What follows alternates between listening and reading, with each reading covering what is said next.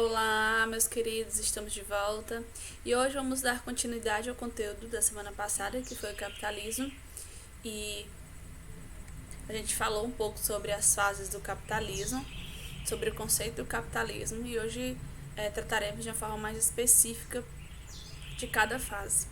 Então a gente começa com a fase comercial no século XV, com a principal ideia do mercantilismo, que era o objetivo de conseguir tudo que fosse necessário para aumentar o potencial econômico de cada nação. Então, nesse momento aí, a gente encontra com países como as principais potências econômicas, como a Inglaterra, França, Holanda. Então, exemplo de países que buscaram aumentar o seu potencial econômico com a extração de matérias-primas e relações comerciais com as colônias. Então, a gente faz aí relembra um pouco sobre o que aconteceu, a relação de Brasil e Portugal durante alguns momentos, alguns pontos que serão trabalhados agora.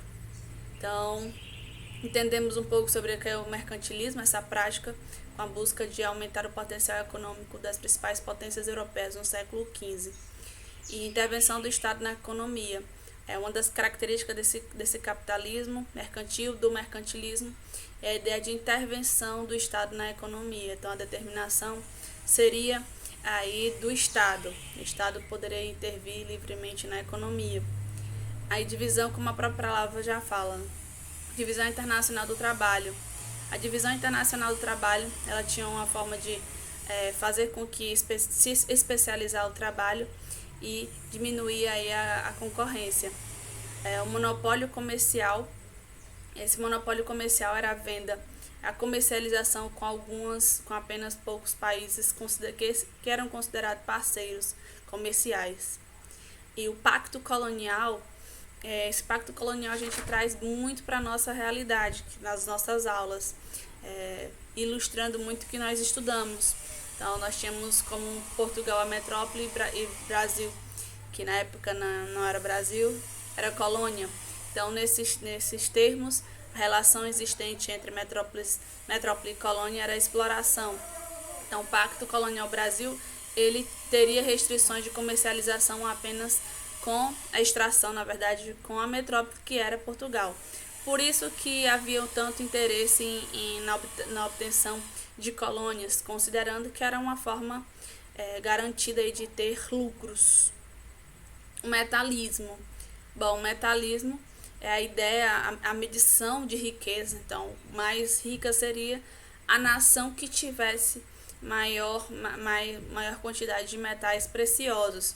Então, se a gente voltar para o momento das grandes navegações, eles buscavam de forma com maior prioridade os metais preciosos, né, ouro e prata. Por quê? Porque o ouro e prata faria com que ele se estabelecesse como uma potência econômica com mais poder, tendo em vista que aquela era a medição, né?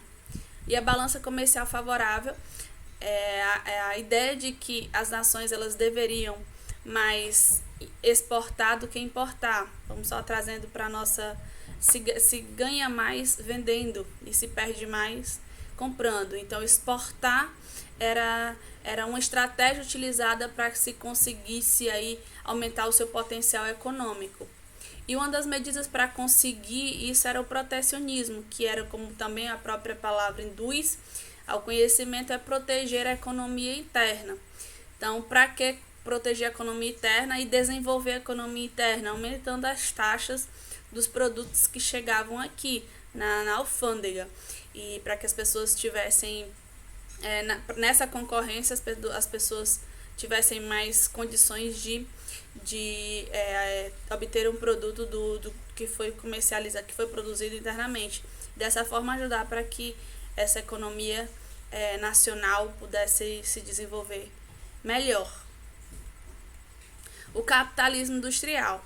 O capitalismo industrial no século XVIII como também falei para vocês, a revolução industrial, que a gente usa esse termo revolução devido à grande transformação, ao grande impacto que muda na história da humanidade, tanto na questão comercial, mas também nos padrões de vida e de sociedade.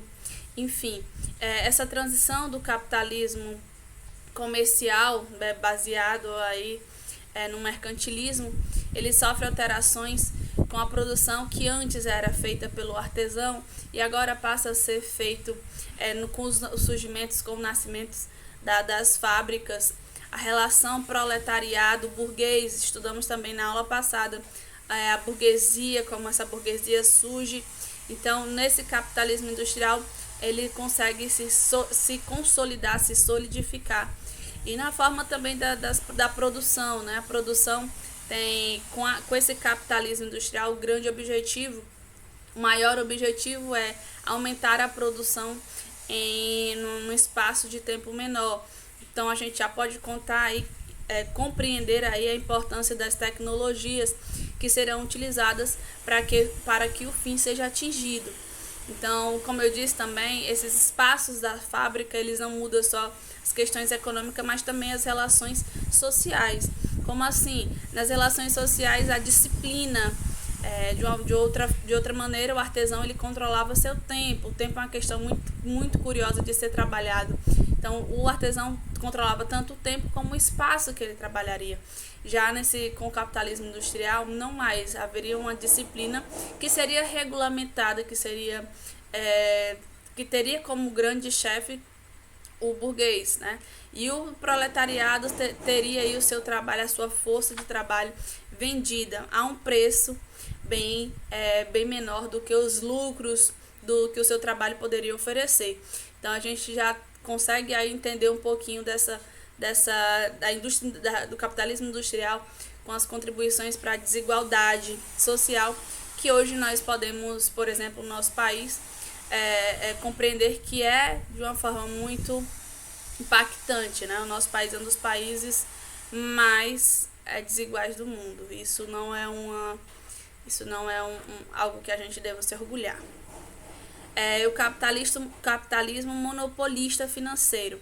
Bom, esse capitalismo monopolista financeiro é caracterizado do século XIX, com a consolidação da indústria, processo de mecanização já vai estar estabelecido, de desenvolvimento tecnológico também, e agora nós temos como no centro aí das tensões econômicas os bancos, e o banco tem como alvo para centralizar o capital e monopólio e diminuir a concorrência, algumas estratégias financeiras. Então, essa estratégia financeira, eu vou dar o conceito agora para vocês, como cartel, trust e holding, e vocês vão observar que é fácil de ser encontrado aí, aplicar esse conceito na nossa sociedade. Não é tão difícil, porque se estabeleceu de uma forma muito forte. Então, inicialmente o cartel é quando há uma combinação de preços. Então, vez ou outra, eu já assisti muitas reportagens na TV falando sobre o cartel. Um exemplo são quando postos de gasolina, eles estabelecem um preço só para que as pessoas não tenham como ter concorrência. Não existe concorrência, eles estabelecem um preço único, as pessoas são obrigadas a comprar naquele preço. Ela não é tirada da pessoa, né, o direito de buscar um menor preço, de analisar. Então é um cartel, estratégia para eliminar aí a concorrência. O trust é quando uma empresa, quando acontece a fusão de empresas. Então a gente pode observar que a gente compra o produto e lá no cantinho tem uma outra marca, né? Porque ela faz parte de um grupo maior. Então bem característico, a gente pode encontrar isso. Não estou querendo citar os produtos, mas não é tão difícil de encontrar. E o holding é quando as empresas maiores, né, elas dominam as empresas menores, fazendo aí com que a grande característica negativa, né, que o pequeno comerciante ele é prejudicado diante disso, né? As empresas maiores, elas dominam os mercados e controlam também o pequeno proprietário, que às vezes tem que vender o seu comércio para essas grandes empresas. E dessa forma a gente encerra a nossa aula, especificando um pouco mais sobre cada um desses temas, e a gente se encontra na próxima aula, inclusive no Meet, trabalhando um pouquinho sobre cada aplicação, aliás, desses conceitos nas nossas atividades propostas. Então, lembrando que o Meet tem a pontuação para vocês, né? O Meet tem a presença, e que eu sempre dou os pontinhos. Então, aparece lá, 7º ano, o horário de vocês, acredito que é 1h40. Estejam lá presentes para participar, contribuir, para a gente continuar o nosso momento de interação, tá bom? Então, fiquem bem, estejam bem e até o nosso próximo encontro.